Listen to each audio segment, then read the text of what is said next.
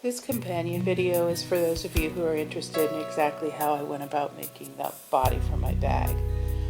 I considered doing more of a tutorial for this part, but it may not be interesting to everybody, and so I thought I'd just show it sped up the way that I did. But here I wanted to show you the layers that I have here so far. I do add another dark layer on top, but I'm trying to stitch on this top batik fabric. All of these are just loose. I don't have any basting here, but I'm trying to capitalize as I stitch sort of Y shapes on this fabric, on the diamonds that are there, because I don't like to have hard edges between the parts of the design if things can just kind of flow into each other, except in the case where, like, I put the black over the top in a few minutes. But so I just make these Y shapes with wavy lines, and then I cut them out. And I have planted underneath the blue fabric that's got kind of cartoony looking sort of flower petal shapes. And I purposely picked the two fabrics because I like them together, but they're completely different, even though they share a little bit of the same colors. Next, I'm finding some black that I like on the fabric, and the best way to do that, in my opinion, is to just put it on there and see what you like, what appeals to your eyes once you put it on there. This is one of my favorite little moves, and I've been hesitant to share it with you, but it's what I think of as squashed concentric boxes, and I just stitch them out.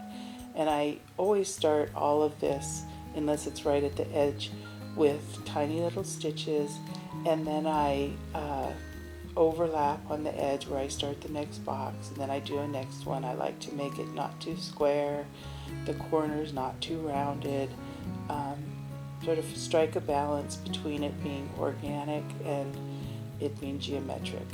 And I just do that. I make some of them really mashed down, some of them big. I tend to use this move across skylines that I make. I've used it a lot on purses. It just is something interesting, and it's nice if your stitching shows a lot. I've often done it on a light fabric with a dark or bright thread that you could see very well. But here I've done it on this metallic Michael Miller. Anyway, I fold the bag in half a lot to see how I like what I've done. And I imagine what this side will look like as the front, what this will be as the back. I pretty quickly determine which I prefer for my front, and then I kind of sew towards that. Here I am taking this black batik that has dots that make sort of flower shapes, and I'm just stitching 5 white lines that are intended to show up, and they do show up pretty well. And I stitch those on and cut them out. And then I'm really not trying to go too in-depth and complicated. I really wanted this video to be about, there's my front. I wanted this video to be about making the bag, and the REA to be something that people could do, or they could just use anything quilted that they wanted, including a pre-quilted fabric. Okay, this is the hardest part here, and I hope that you can tell what I'm doing. It's sort of a joke to call this orange segments or endoplasmic reticulum or cell walls or something like that. All I'm doing is stitching shapes that are supposed to be continuous around the edge in most places, but sort of make these little triangles and boxes as I go. And then when I cut them out, I'm going to just sort of feel my way and cut out, not all of them, that would take a really long time and wouldn't necessarily look the best.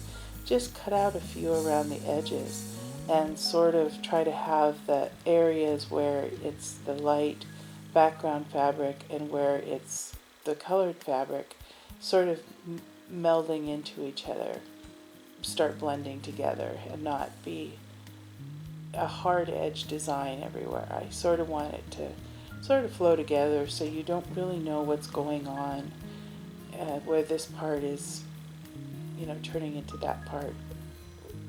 And I like that there's white in the blue petal fabric that I'm working on right now, because that helps it blend in with the background fabric.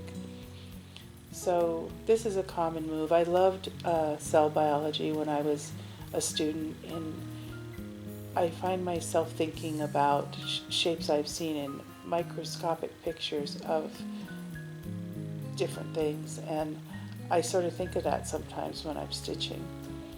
And when I'm working on a big stack of purse tops or bag tops, I will just have one color thread and work through the stack, stitching whatever seems best for each piece with that color thread and whatever fabric comes next.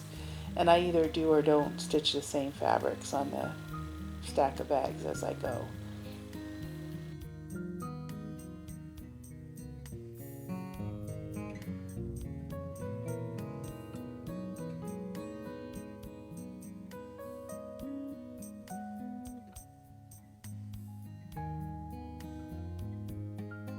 So here I've got this, and now all I really want to do is do some bold stitching on the background with this rust colored thread. And it's not variegated. I normally would use a lot of variegated thread for this, but I didn't feel the need to locate that. I had the rust sitting on the desk, and I thought it pulled out the kind of salmony color in the top batik.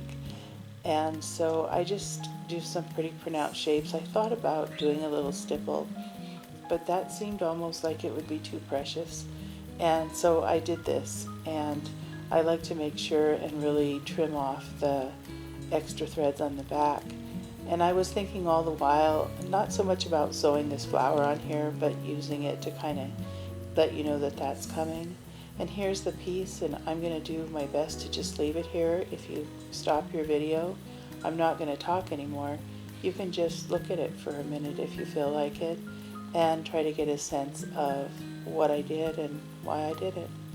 Thanks. And thanks to Linda, who asked me to tell her what shapes I was doing. And thanks again to everybody that's been participating in different things.